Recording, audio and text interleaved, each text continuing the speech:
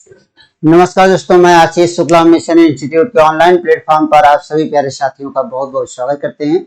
दोस्तों, जैसा कि इसके पहले की जो हमारी क्लासेस चल रही थी उसमें हमने आपको बहुत सारे व्याकरण के भेद बताए। ठीक, आज हम लोग उसी व्याकरण के भेद को आगे बढ़ाते हुए आज एक नए मुद्दे की शुरुआत करते हैं। जो नया मुद्दा होगा वो नए मुद्दे की शुरुआत आज हम नए तरीके से करेंगे, जहां आपके लिए वह भी क्या होगा, बहुत ही कारगर सिद्ध होगा।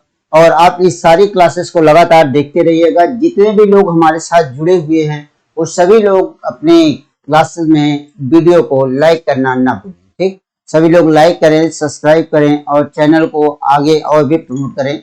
तो चलिए दोस्तों, आज के हम नए मुद्दे की शुरुआत करने से पहले आपको यह बता देना चाहते हैं कि हमारा आज का एक नया मुद्दा है क्या। ठीक है, आज हम लोग नए मुद्दे में क्या पढ़ेंगे, एक यह देखा जाएगा कि नए मुद्दे में हम कौन सी चीज पढ़ेंगे। तो नए मुद्दे में आज हम लोग एक पढ़ेंगे जिसे क्या नाम दिया जाता है, विकारी और अविकारी शब्द कहा जाता है। ठीक, क्या कहा जाता है, एक होता है व्याकरण की विवेचना के आधार पर। ध्यान दीजिएगा, क्या कहा जाता है, व्याकरण की विवेचना के आधार पर।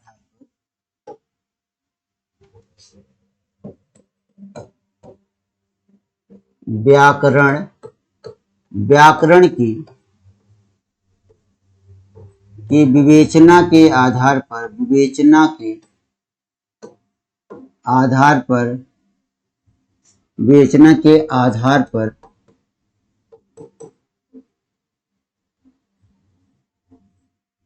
आधार पर शब्द के भेद। ठीक, व्याकरण की विवेचना के आधार पर क्या देखा जाएगा मित्र, शब्द के भेद देखे जाएंगे। अब व्याकरण की विवेचना के आधार पर शब्द के कितने भेद होते हैं, दो भेद होते हैं। कितने भेद होते हैं, दो भेद होते हैं। ठीक, जैसा कि हमने आपसे यह कहा कि हम आज एक नए मुद्दे की शुरुआत करेंगे और इस नए मुद्दे में आज हम एक नया मुद्दा लेके आए हैं कि जहां पे आपसे क्या कहा गया, व्याकरण की विवेचना कहा गया। ठीक, व्याकरण की विवेचना कहिए या इसे और आप यह भी कह सकते हैं कि विकार के आधार पर, विकार भी कह सकते हैं, इसी को एक नाम यह दिया जा सकता है प्रकार के आधार पर। ठीक, व्याकरण की विवेचना या विकार या प्रकार के आधार पर अगर देखते हैं तो इसके आधार पर हमारे पास शब्द के कितने भेद होते हैं मित्र, दो भेद होते हैं। कितने भेद होते हैं, दो भेद होते हैं। ठीक है, तो हमने यहाँ आपको बताया कि इसके आधार पर शब्द के कितने भेद होते हैं, दो भेद होते हैं। ठीक है, एक ऐसा होता है कि जिसे हम क्या कहते हैं, एक को क्या नाम देते हैं, हम विकारी शब्द नाम देते हैं। एक को क्या नाम दिया जाता है, विकारी शब्द नाम दिया जाता है। दूसरे को एक नाम दिया जाता है, क्या कहा जाता है, अविकारी शब्द कहा जाता है। ठीक, क्या कहा जाता है, अविकारी शब्द कहा जाता है। ठीक, तो अब ध्यान दीजिएगा, जैसे हमने कहा कि व्याकरण की विवेचना के आधार पर शब्द के कितने भेद होते हैं, तो व्याकरण की विवेचना के आधार पर शब्द के कितने भेद होते हैं, दो भेद होते हैं। कौन कौन से होते हैं, एक विकारी शब्द होता है, दूसरा क्या होता है, अविकारी शब्द होता है। ठीक, जब विकारी शब्द की हम बात करते हैं, किसकी बात करते हैं, विकारी शब्द की हम बात करते हैं। सबसे पहले हम आज किसकी बात करेंगे, विकारी शब्द की बात करेंगे। किसकी, विकारी शब्द की। अब अगर आपसे यह पूछा जाए कि विकारी शब्द हम कहते किसे, विकारी शब्द हम कहते किसे हैं, यह अगर आपसे पूछा जाए कि विकारी शब्द किसे कहा जाता है, तो विकारी शब्द किसे कहा जाता है, कहा जाता है जिन शब्दों के रूप में। ठीक, जिन शब्दों के रूप में, जिन शब्दों के रूप में लिंग वचन कारक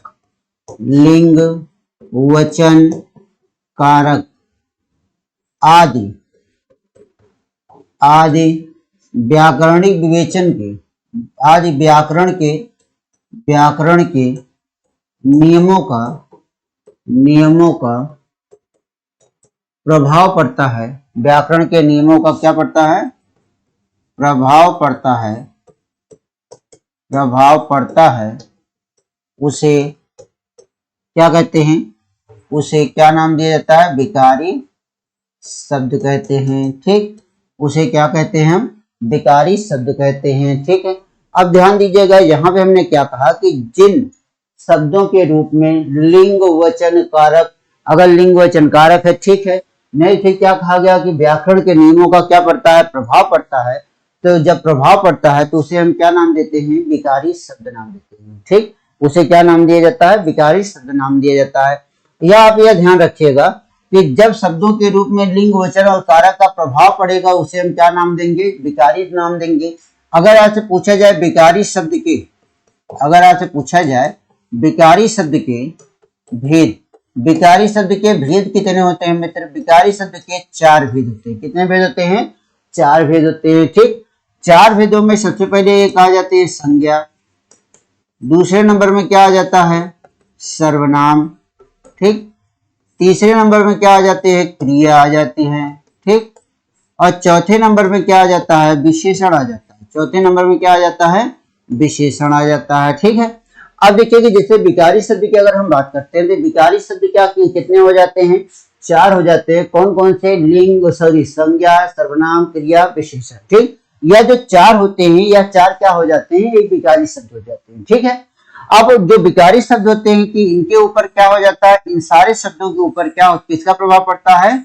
इन सारे शब्दों के ऊपर लिंग, वचन, इनके सभी शब्दों के ऊपर लिंग, वचन और कारक का प्रभाव पड़ता है। ठीक, लिंग, वचन, कारक का प्रभाव पड़ने का मतलब यह होता है कि जब लिंग का प्रभाव पड़ेगा तो हमें उसकी पहचान होगी कि आखिर वह शब्द जो बना हुआ है वह स्त्रीलिंग है या पुल्लिंग है। ठीक, और जब हम वचन की बात करते हैं तो वचन मतलब क्या होगा? इन सारे मतलब कि संज्ञा, सर्वनाम, क्रिया, विशेषण, इनकी संख्या का बोध करवाएगा। अब जो संज्ञा और सर्वनाम होते हैं, संज्ञा और सर्वनाम में कारक क्या काम करता है? कारक किससे जोड़ता है? क्रिया से जोड़ता है। तो कारक क्रिया से जोड़ता है तब वहां होता है, होती है, था, थे, थी, यह सारे शब्दों का क्या हो जाता है? प्रलोभ, यह सारे शब्दों का उल्लेख होता है। तो वहां से यह पहचान होती है कि जो क्रिया जुड़ रही है उसमें कौन सी लिंग है या वाक्य किसके संदर्भ में कहा गया है। ठीक, तो जो संज्ञा, सर्वनाम, लिंग, वचन और कारक होते हैं, इन सारे शब्दों पर लिंग, वचन, कारक का क्या हो जाता है? प्रभाव पड़ता है। इसीलिए इनको हम क्या नाम देते हैं? विकारी शब्द नाम देते हैं। ठीक, इसीलिए इनको क्या नाम दिया जाता है? विकारी शब्द नाम दिया जाता है। ठीक, क्लियर है बात? जब इनको हम विकारी शब्द नाम दे देते हैं तो इसके बाद फिर हमारे पास एक आता है अविकारी शब्द।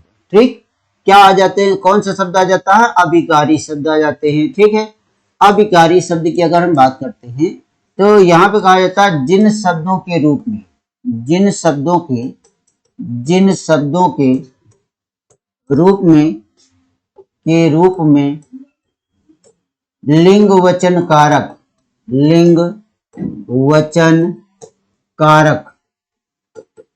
कारक आदि व्याकरणिक नियमों का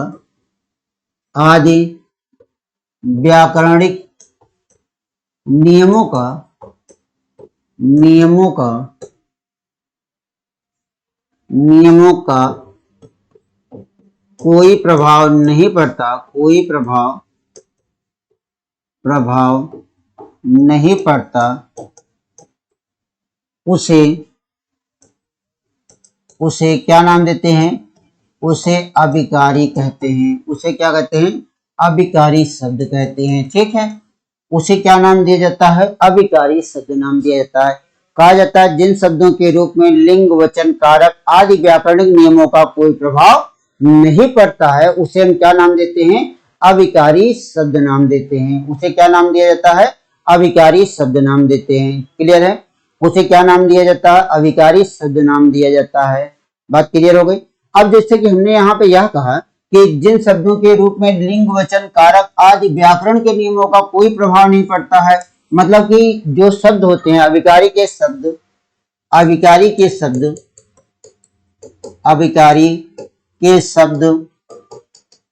अपने रूप में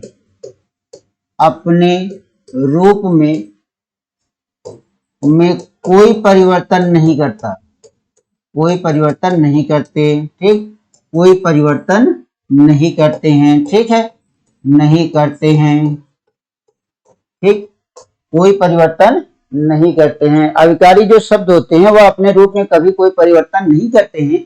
जो जहां जैसे आते हैं वहां पे वह वैसे ही बने रहते हैं। ठीक, वहां पर वह क्या होते हैं? वहां पर वह वैसे ही बने होते हैं। अब जब इतनी बातें हो जाती है तो अगर आपसे पूछा जाए अविकारी शब्द के भेद कितने होते हैं? ठीक, अविकारी शब्द के भेद की अगर हम बात करते हैं तो भेद कितने होते हैं?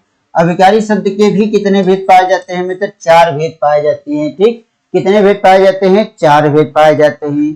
क्लियर है? अविकारी शब्द के कितने भेद पाए जाते हैं? 4 भेद पाए जाते हैं। यह जो 4 भेद पाए जाते हैं या जो 4 भेद पाए जाते हैं या कौन कौन से भेद होते हैं। सबसे पहले इसमें एक आ जाता है जिसका नाम क्या होता है, क्रिया विशेषण। क्या हो जाता है, क्रिया विशेषण हो जाता है, ठीक है, यह क्या हो जाता है, क्रिया विशेषण। दूसरे नंबर में क्या हो जाता है, संबंध बोधक हो जाता है। क्या हो जाता है, संबंध बोधक हो जाते हैं, ठीक।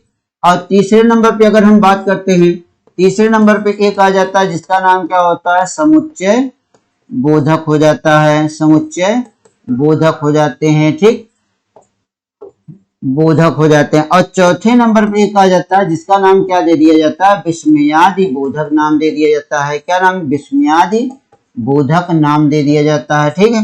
तो अब ध्यान रखिए, अभिकारी शब्द के कितने भेद पाए जाते हैं मित्र, 4 भेद पाए जाते हैं। और 4 भेदों में हमने आपको क्या सामने क्या क्या लिखा, यहाँ पे हमने लिखा क्रिया विशेषण, संबंध, समुच्चय और विस्मयादि बोधक लिखा, ठीक। और ध्यान दीजिएगा, यह जो 4 भेद होते हैं, यह चारों भेद क्या हो जाते हैं मित्र, यह चारों भेद क्या हो जाते हैं, अव्यय के भेद होते हैं। किसके भेद होते हैं, अव्यय के भेद होते हैं। जब हम व्याकरण पढ़ते हैं तो हम वहां अव्यय पढ़ते हैं, अव्यय के हम क्या करते हैं, अव्यय के हम 4 भेदों की चर्चा करते हैं, ठीक। लेकिन यहाँ जब अभिकारी की हम बात कर दिए तो अभिकारी में 4 भेदों के नाम इसलिए लिखे जाते हैं क्योंकि अभिकारी के 4 भेद दर्शाए जाते हैं। इन सब के अपने अलग अलग शब्द होते हैं। जैसे अगर आपको सामने कहा जाए कल, कल शब्द में कोई परिवर्तन नहीं होगा, यथावत बना रहेगा, ठीक। अगर हमने कहा और, एवं, अथवा, अथवा, तथा, किंतु, किंतु, परंतु, परंतु, लेकिन, या जितने भी शब्द हैं, माना, मानो, मानो, जाना, जानो, जानो, ज्यों त्यों, ठीक, ज्यों त्यों, जैसा वैसा, सुबह, सुबह, शाम, दोपहर, दोपहर, या जितने भी हमने यहाँ पे आपको सामने शब्द लिखा, यह सारे शब्द वाक्य में भी इसी तरीके से प्रयोग होते हैं। जहां वहां लिंग कोई भी हो, चाहे स्त्रीलिंग हो, चाहे पुल्लिंग हो, ठीक, वचन चाहे एक वचन हो, द्विवचन हो, ठीक, ये या बहुवचन की बात करें, हालांकि हिंदी में द्वितीय वचन होते हैं, एक वचन और बहुवचन होते हैं। अजय कारक के 8 भेदों में कुछ भी हो, ठीक। तो जब जहां जैसे जो रहेगा वहां पर वह वैसे ही बना रहेगा। जैसे अगर आपको हम एक उदाहरण के रूप में देते हैं, अगर हमने आपसे यह कहा कि हम कहे कि श्याम कल आएगा, अगर आपसे कहा जाए श्याम कल आएगा, तो श्याम कल आएगा यह हमने वाक्य लिखा। और यहीं पर हम कहे सीता कल आएगी, ठीक, हमने कहा सीता कल आएगी, कल आएगी। अब यहाँ देखिए दो दो आ गए, नहीं आ गए, दोनों वाक्यों में हमने लिखा, यहाँ पे पुल्लिंग के हिसाब से चल रहा है, यहाँ स्त्रीलिंग के हिसाब से चल रहा है, लेकिन यहाँ बदल क्या रही है, क्रिया बदल रही है, यहाँ भी क्या बदल रही है, क्रिया बदल रही है। लेकिन इस कल शब्द में कोई परिवर्तन आया, एक कल शब्द में कोई परिवर्तन आया, एक कल शब्द में कोई परिवर्तन नहीं आया। तो अर्थात यह जो अभिकारी शब्द होते हैं, अभिकारी शब्द में क्या हो जाता है, लिंग वचन कारक का कोई प्रभाव नहीं पड़ता है, या जैसे हैं उसी स्थिति में यह बने रहते हैं, ठीक, या जैसे हैं उसी स्थिति में यह बने रहते हैं, इनके शब्दों में कोई परिवर्तन नहीं आता है। इसीलिए इसको एक नाम दिया जाता है, क्या नाम दिया जाता है, अभिकारी शब्द कहा जाता है, ठीक, क्या नाम दिया जाता है, इसीलिए इसको अभिकारी शब्द कहा जाता है। जब हम अभिकारी और विकारी की बात कर लेते हैं तो अब मित्र हमारे आपके मध्य जो मुद्दा चलेगा इसी विकारी और अभिकारी में चलेगा। अब देखिए, इसके पहले हमने आपको क्या बताया था, इसके पहले हमने आपको यहाँ पे एक विकारी शब्द बताया था। इन विकारी शब्दों में हमने कहा था लिंग वचन और कारक का क्या होता है, प्रभाव पड़ता है, या व्याकरण के सभी नियमों का प्रभाव पड़ता है। अगर ध्यान रखिएगा, अगर संज्ञा नहीं होगी, सर्वनाम नहीं चलेगा, क्रिया नहीं होगी, विशेषण नहीं होगा, ठीक। अर्थात संज्ञा हर जगह आपको उपलब्ध मिलेगी, लेकिन वहां पे कुछ शब्द ऐसे होंगे जो संज्ञा के स्थान में प्रयोग होंगे, ठीक। और कुछ संज्ञा और सर्वनाम को किससे जोड़ा जाएगा, क्रिया से जोड़ा जाएगा। संज्ञा और सर्वनाम की क्या की जाएगी, विशेषता बतलाई जाएगी। तो अब हम लोग जो नया मुद्दा लेके आएंगे, उन नए मुद्दे में हमारा आपको क्या होगा, नए मुद्दे में हमारा आपका एक नया मुद्दा होगा जिसका नाम क्या होता है, संज्ञा। क्या हो जाता है, संज्ञा। संज्ञा को एक नाम दिया जाता है, संज्ञा को ही एक नाम के नाम से संबोधित किया जाता है, ठीक। संज्ञा को ही क्या कहा जाता है, संज्ञा अर्थात क्या हो जाता है, नाम होता है, ठीक। संज्ञा का ही मतलब होता है, संज्ञा में जहाँ पे आपको परिभाषा दी जाती है, अगर आपने बचपन से लेकर आज तक जो परिभाषा आपने पढ़ी है तो उस परिभाषा में यही बताया जाता है, कहा जाता है किसी, क्या कहा जाता है, किसी व्यक्ति वस्तु स्थान, व्यक्ति वस्तु स्थान, गुण धर्म दोष, गुण धर्म दोष, गुण धर्म दोष आदि के नाम को, आदि के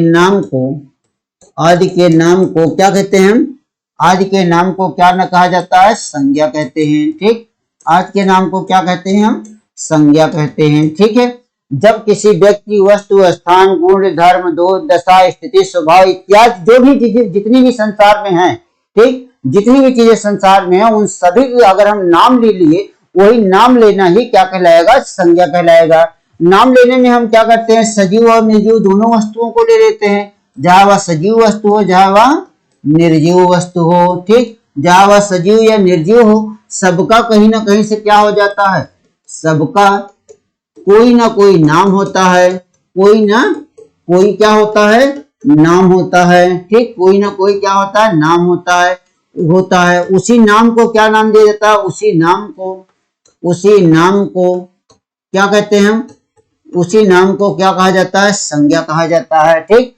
अगर हमने आपसे कह दिया रमेश, अगर हमने क्या कहा रमेश कहा, रमेश शब्द क्या है, एक नाम है, रमेश शब्द क्या है, एक नाम है। जब यह नाम है तो यह नाम क्या कहलाएगी, संज्ञा कहलाएगी। क्या कहलाएगी, संज्ञा कहलाएगी। अगर हमने कहा धन, धन भी क्या है, एक संज्ञा है। ठीक, अगर हमने आपसे कहा पानी भी एक नाम होता है, वह भी संज्ञा हो जाता है।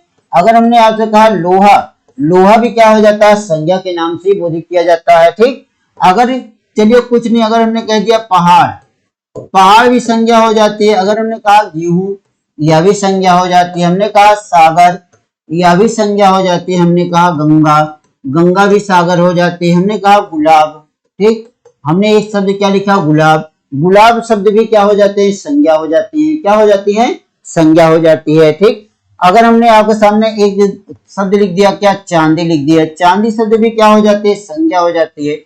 और अगर मान लीजिए आपके सामने एक भीड़ लगी है, भीड़ शब्द भी क्या हो जाएगा, संज्ञा, क्योंकि हम कहीं ना कहीं किसी न किसी का नाम दर्शा रहे हैं। भीड़ क्या है, जहां पे कई सारे लोग इकट्ठा हो जाएंगे उसे हम भीड़ लगा देंगे, वही भीड़ क्या कहलाएगी, भीड़ ही क्या कहलाएगी, संज्ञा कहलाएगी। भीड़ क्या कहलाएगी, संज्ञा कहलाएगी। और अगर हमने आपके सामने एक शब्द लिख दिया जनता, क्या लिखा, जनता, जनता को लिखते ही क्या हो जाता है, एक नाम का बोध होता है। ठीक, जनता शब्द लिखते ही क्या हो जाता है, एक नाम का बोध होता है। जैसे ही नाम का बोध कराएंगे वैसे क्या हो जाएगा, संज्ञा कहलाएगी। चलिए मान लीजिए आपके सामने हमने लिख दिया इलाहाबाद। ठीक, क्या लिखा, इलाहाबाद, इलाहाबाद भी एक नाम है। यह नाम क्या कहलाएगी, संज्ञा कहलाएगी। अगर हमने आपके सामने लिख दिया, हमने एक कोई चौराहा तिराहा का नाम लिया, या हमने यह लिख दिया चौराहा, चौराहा शब्द भी क्या है, कहीं ना कहीं किसी न किसी का नाम इंडिकेट कर रहा है ना, संकेत दे रहा है।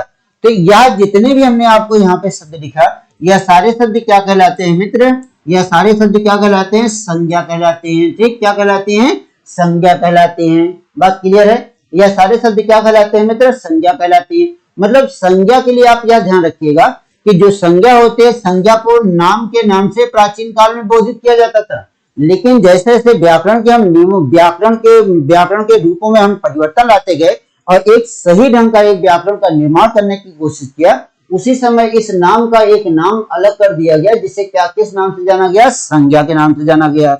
बात क्लियर है। अब दूसरी बात यह देखिएगा मित्र, दूसरी बात यहाँ पर यह देखना है कि जो है संज्ञा है, संज्ञा किस प्रकार का शब्द है। अगर आपसे पूछा जाए संज्ञा किस प्रकार का शब्द होता है, संज्ञा एक क्या हो जाता है, विकारी शब्द होता है। ठीक, संज्ञा क्या हो जाता है, एक विकारी शब्द होता है। विकारी मतलब क्या हो जाता है, संज्ञा जब हमने कहा संज्ञा क्या होती है, विकारी शब्द होते हैं, तो संज्ञा जब विकारी शब्द होता है तो विकारी मतलब क्या होता है, संज्ञा के रूप में हम परिवर्तन ला सकते हैं। और संज्ञा के रूप में जैसे ही लिंग वचन कारक का प्रभाव जाएगा, वैसे ही संज्ञा के रूप में क्या हो जाएगा, परिवर्तन आ जाएगा। ठीक, वैसे ही संज्ञा के रूप में क्या आएगा, परिवर्तन आएगा। जब संज्ञा के रूप में परिवर्तन आएगा, तो जैसे किसी भी शब्द के रूप में अगर परिवर्तन आता है तो यह ध्यान रखिएगा, जब परिवर्तन आएगा तो वह क्या कहलाएगा, विकारी शब्द कहलाएगा। वह क्या कहलाएगा, विकारी शब्द कहलाएगा। जैसे ही जिसके रूप में परिवर्तन आएगा वैसे क्या कहलाएगा, विकारी शब्द कहलाएगा। बात क्लियर है। अब जब हमने विकारी शब्द की हमने बात कर दी तो यह विकारी शब्द हो गया। अब विकारी में यह ध्यान रखिएगा, हमने यहाँ पर एक शब्द लाया विकारी शब्द में, संज्ञा। अगर इस संज्ञा का अगर आपसे पूछा जाए संविच्छेद क्या होगा, तो संविच्छेद में इसको आप हमेशा यह बताइएगा, एक शब्द क्या आएगा सम, और दूसरा क्या आएगा ज्ञान। सम का अर्थ क्या होता है, सम का अर्थ क्या होता है सम्यक, ज्ञा का अर्थ क्या होता है ज्ञान कराने वाला, अर्थात सम्यक ज्ञान कराने वाला। ठीक, अर्थात क्या हो जाता है सम्यक ज्ञान, सम्यक ज्ञान कराने वाला। ठीक, ज्ञान कराने वाला आ जाता है। ठीक, सम्यक ज्ञान कराने वाला हो जाता है। अर्थात सभी के नामों का जो बोध कराता है, सभी के नामों का जो बोध कराता है, मतलब संसार में जहां वह सजीव वस्तु हो, जहां वह निर्जीव वस्तु हो, चाहे जो भी हो, अगर उसके हम नाम का बोध करवाते हैं, नाम लेते ही क्या कहलाएगा, वह संज्ञा कहलाएगी। तो वही यहाँ पे क्या कहा गया, सम्यक ज्ञान कराने वाला, अर्थात सभी के नामों का बोध कराने वाला क्या कहलाएगा, संज्ञा कहलाएगी। ठीक, क्या कहलाएगी, संज्ञा कहलाएगी। जो सभी के नामों का क्या करता है, बोध कराता है, वह क्या कहलाती है, संज्ञा कहलाती है। ठीक, वह क्या कहलाती है, संज्ञा कहलाती है। बात क्लियर है, कोई दिक्कत है यहाँ तक? यहाँ तक कोई दिक्कत नहीं है। अब हम आगे बढ़ते हैं। ठीक, अब हम यहाँ से आगे बढ़ते हैं। अब जब हम आगे बढ़ते हैं तो हमें आपको यह देखना है कि यह जो संज्ञा है, हमने तो नाम का बोध करवा दिया है। हमने कहा कि जब भी किसी का नाम आएगा तो नाम आना ही क्या कहलाएगी, संज्ञा कहलाएगी। ठीक, तो यहाँ देखिए हमने कई सारा नाम भी आपके सामने लिखा है। यह सब जब नाम लिए जाएंगे, यह सारे नाम क्या कहलाएंगे, संज्ञा कहलाएंगे। यह सारे नाम क्या कहलाएंगे, संज्ञा कहलाएंगे। बात क्लियर हो गई यहाँ तक, कोई दिक्कत नहीं है। अब बात यहाँ पर आती है संज्ञा के भेद की। ठीक, किसके भेद की, संज्ञा के भेद। अब मित्र यहाँ पे देखिएगा संज्ञा के भेद की बात आती है। ठीक, अब संज्ञा के कितने भेद होते हैं यह आप हमें बताएंगे, संज्ञा के कितने भेद हो जाते हैं। ठीक, संज्ञा के भेद। अब देखिए सबसे पहले नंबर पे आप यह देखिए, संज्ञा के मुख्य रूप से, संज्ञा के मुख्यतः कितने भेद होते हैं। अब यहीं से आपको परीक्षण शुरू हो जाता है। ठीक है, अब अगर आपसे पूछा जाए संज्ञा के मुख्यतः कितने भेद होते हैं, तो संज्ञा के मुख्यतः कितने भेद होते हैं, तीन भेद होते हैं। कितने भेद होते हैं, तीन भेद होते हैं। तीन भेदों में एक भेद आता है जिसका नाम क्या हो जाता है, व्यक्तिवाचक संज्ञा। ठीक, क्या हो जाता है, व्यक्तिवाचक संज्ञा हो जाती है। ठीक, दूसरे नंबर में अगर आपसे पूछा जाए तो कौन सी संज्ञा हो जाती है, जातिवाचक संज्ञा हो जाती है। कौन सी संज्ञा हो जाती है, जातिवाचक संज्ञा हो जाती है। तीसरे नंबर में कौन सी संज्ञा आ जाती है, भाववाचक संज्ञा हो जाती है। कौन सी संज्ञा होती है, भाववाचक संज्ञा हो जाती है। अब देखिए अगर आपसे पूछा जाए संज्ञा के मुख्यतः कितने भेद होते हैं, तो संज्ञा के मुख्यतः कितने भेद होते हैं, तो मित्र यह ध्यान रखिएगा, संज्ञा के मुख्यतः कितने भेद होते हैं, तीन भेद होते हैं। ठीक, कितने भेद होते हैं, तीन भेद होते हैं। लेकिन अगर आपसे यह कभी पूछा जाए, अगर आपसे यह पूछा जाए, क्या पूछा जाएगा, जैसे अगर आपसे पूछ लिया जाए कि अर्थ के आधार पर, अर्थ के आधार पर या मान लो अर्थ के आधार पर नहीं कह रहा है, आपसे पूछा जाए संज्ञा के भेद, संज्ञा के भेद। अब देखिए यहाँ पे दो तरीके का प्रश्न पूछा गया। हमने आपसे यहाँ पे कहा संज्ञा के मुख्य रूप से कितने भेद होते हैं, दो भेद होते हैं। तीन भेद होते हैं। तीन में व्यक्तिवाचक, जातिवाचक और भाववाचक संज्ञा गई। अब उसके बाद फिर हमने यहाँ पर यह कहा कि अर्थ के आधार पर संज्ञा के कितने भेद होते हैं, एक प्रश्न हो गया। इसी के साथ हमने यहाँ पर जोड़ दिया संज्ञा के कितने भेद होते हैं। तो अब ध्यान रखे जाए अर्थ के आधार पूछे जाए आपसे यह पूछा जाए संज्ञा के कितने भेद होते हैं, तो आप हमेशा उत्तर क्या देंगे, 5 देंगे। कितना देंगे, 5 देंगे। 5 में इसमें कौन कौन सी संज्ञा आएगी, एक संज्ञा होगी जिसका नाम क्या होगा, व्यक्तिवाचक संज्ञा होगी। ठीक, दूसरी संज्ञा क्या होगी, दूसरी संज्ञा एक होगी जिसका नाम क्या होगा, जातिवाचक संज्ञा होगी।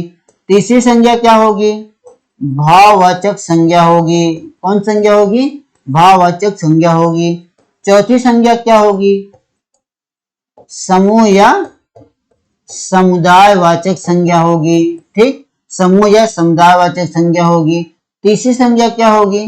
द्रव या पदार्थवाचक संज्ञा होगी। ठीक, द्रव या पदार्थवाचक संज्ञा हो जाएगी। तो मित्र इस तरह से क्या होगा कि हमने यहाँ पर अर्थ के आधार पर अगर आपसे पूछा जाए कि अर्थ के आधार पर संज्ञा कितने भेद होते हैं, तो अर्थ के आधार पर संज्ञा कितने भेद होते हैं? 5 भेद होते हैं। और अगर आपसे पूछा जाए संज्ञा के कितने भेद होते हैं, तो संज्ञा के कितने भेद होते हैं? 5 भेद होते हैं। ठीक, संज्ञा कितने भेद हो जाते हैं? 5 भेद हो जाते हैं।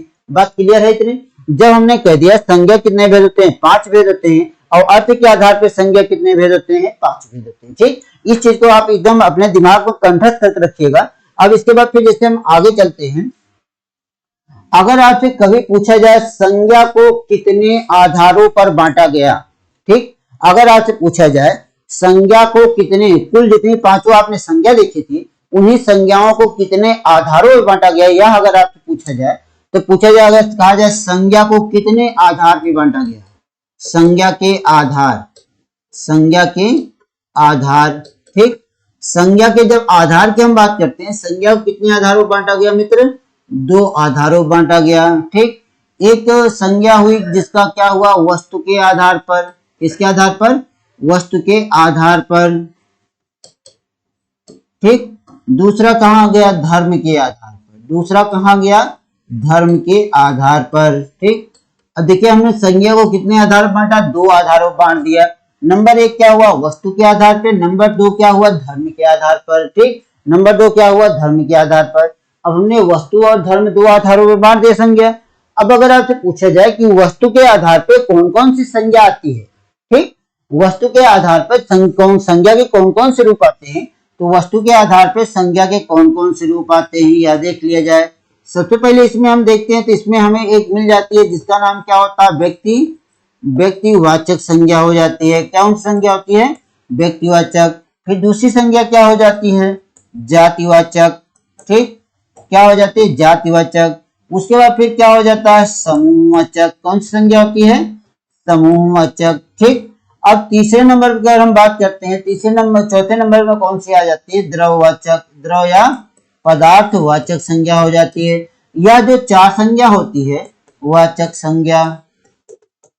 ठीक, अब देखिए यह जो 4 संज्ञा होती है, यह 4 संज्ञा किसके आधार पर होती है? वस्तु के आधार पर होती है। ठीक, किसके आधार पर होती है? वस्तु के आधार पर होती है।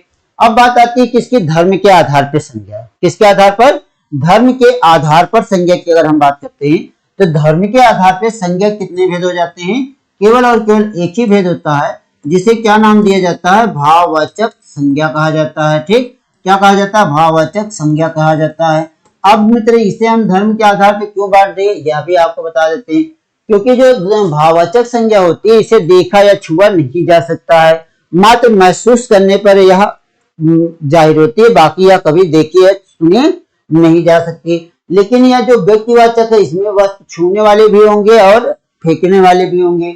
वही हाल यहाँ जाति का, वही समूह का, वही द्रव्य और पदार्थ का होता है। ठीक, तो इस तरह से क्या हो जाता है? हमने संज्ञा को कितने आधारों बांट दिया? 2 आधार बांटा, एक वस्तु के आधार पर, दूसरा धर्म के आधार पर। क्लियर है? अब हमने किसके आधार बांटा? धर्म के आधार बांट दिया और वस्तु के आधार बांट दिया। ध्यान से सुनते चलिएगा, यह संज्ञा के हम आपको अतिरिक्त भेद बता रहे हैं, लेकिन अगर आप इसको कंठस्थ करके रखेंगे आपको कहीं ना कहीं किसी न किसी एग्जाम में आपको मिलेगा ही मिलेगा। ठीक, और यह तो एक बार पूछा भी गया है। आप लोग रिवीजन करिए, पिछले जो प्रीवियस ईयर का जो प्रश्न आए हुए हैं, जो पिछले कई सारे एग्जामों में, परीक्षाओं में प्रश्न पूछे गए हैं, उसका आप अध्ययन करिएगा। अध्ययन करके क्या करिएगा? आप उसको देखिएगा, उसमें बहुत सारे प्रश्न आए हैं। जो जैसा प्रश्न आया हो उसी तरीके से आप कमेंट बॉक्स में जाकर कमेंट करें, तो हम आपको यहाँ से उत्तर देंगे। ठीक है, तो आप लोग एक बार पिछले साल का पेपर का अध्ययन जरूर करें। ठीक, अब देखिए, अब इसके बाद फिर हम आगे आते हैं। इसके बाद जब हम आगे आते हैं तो हमसे यह पूछा जाता है कि व्युत्पत्ति के आधार पर, किसके आधार पर, किसके आधार देखा जाएगा? क्या कहा जाए? व्युत्पत्ति के आधार पर, व्युत्पत्ति के आधार पर संज्ञा के भेद। व्युत्पत्ति के आधार पर क्या देखा गया? संज्ञा के भेद। व्युत्पत्ति के आधार पर संज्ञा के कितने भेद होते हैं? किसके आधार देखा गया?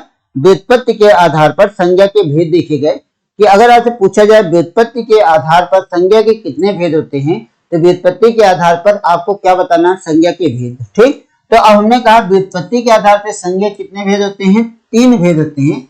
एक भेद क्या हो जाता है? रूढ़ संज्ञा हो जाती है। क्या हो जाती है? रूढ़ संज्ञा हो जाती है। दूसरा क्या हो जाता है?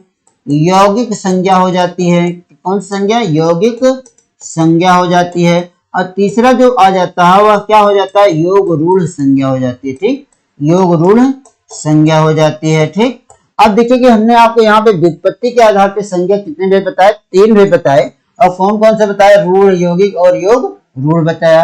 अब उसके बाद फिर संज्ञा के अगर आपसे आधार पूछा जाए, संज्ञा कितने आधार होते हैं? 2 आधार होते हैं। एक क्या हो जाता है? वस्तु के आधार पर होते हैं। दूसरा क्या हो जाता है? धर्म के आधार पर हो जाता है। वस्तु के आधार पर कौन सी संज्ञा हो जाती है? व्यक्तिवाचक। फिर क्या हो जाती है? जातिवाचक। फिर क्या हो जाती है? समूह। और क्या हो जाता है? द्रव्य पदार्थवाचक संज्ञा होती है।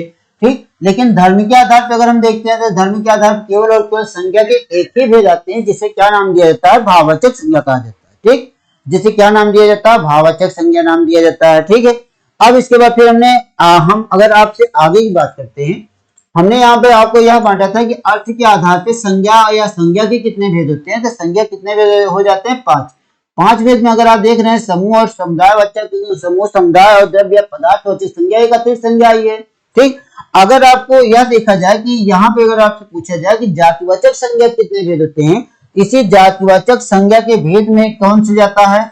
द्रव्य वाचक संज्ञा चली जाती है, द्रववाचक संज्ञा चली जाती है, द्रववाचक संज्ञा हो जाती है। ठीक, और दूसरे नंबर में क्या हो जाता है?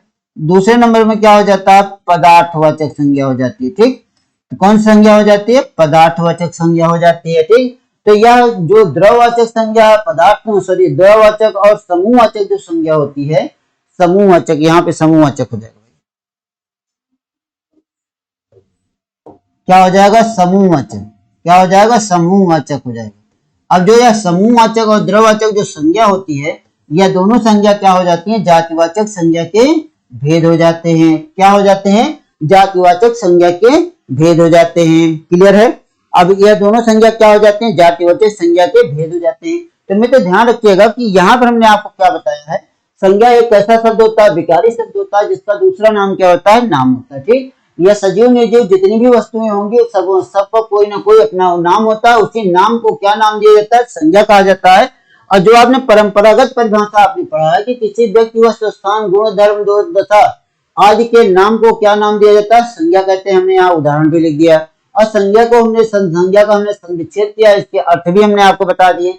भेद के रूप में मुख्यतः भेद कितने होते हैं? 3 होते हैं। लेकिन अर्थ के आधार पर संज्ञा कितने भेद होते हैं? 5 होते हैं। और संज्ञा कितने भेद पूछा जाए तो 5 होते हैं। यह पांचों आपके सामने लिखा गया है। अब इसके बाद फिर हम आगे आते हैं। हमने आपको बताया संज्ञा को कितने आधारों पर बांटा गया? तो 2 आधारों पर बांटा गया, वस्तु के आधार पर और धर्म के आधार पर बांटा गया। जब वस्तु के आधार पर बांटा गया तो वस्तु के आधार पर कितनी संज्ञा हुई? 4 संज्ञा हुई। और धर्म के आधार पर बांटा गया मित्र तो 1 संज्ञा हुई, जिसे क्या नाम दिया गया? भाववाचक संज्ञा नाम दिया गया। व्युत्पत्ति के आधार पर संज्ञा कितने भेद हो जाते हैं? 3 भेद हो जाते हैं। कितने भेद हो जाते हैं? 3 भेद हो जाते हैं, जहां पर रूढ़ संज्ञा, यौगिक संज्ञा और योग रूढ़ संज्ञा हो जाती है। या हम आपको यह सारी चीजों का एक एक करके आपको हम देंगे कि रूढ़ संज्ञा क्या होती है, यौगिक संज्ञा क्या होती है, योग रूढ़ संज्ञा क्या होती है। अब पहले तो हम इस संज्ञा के मुख्यतः जितने भी भेद होते हैं इन सारे भेदों को क्लियर करेंगे। तो चलिए दोस्तों, आज हमने आपको यहाँ पे संज्ञा के जो भेद थे, आधार थे, उन सारी चीजों को हमने क्या किया? आपके सामने उसका वर्गीकरण कर दिया। तो चलिए आज की क्लास यहीं पर समाप्त होती है। आप सभी लोग जितने भी लोग हमारे साथ जुड़े हुए हैं, जितने भी लोग हमारे साथ जुड़े हुए हैं, जो हमारे चैनल पर नए हैं, जो हमारे चैनल पर नए आए हुए हैं वो लोग अपने चैनल को सब्सक्राइब कर लेंगे। आने वाली जितनी नोटिफिकेशन होगी उनको वह मिलती रहेगी।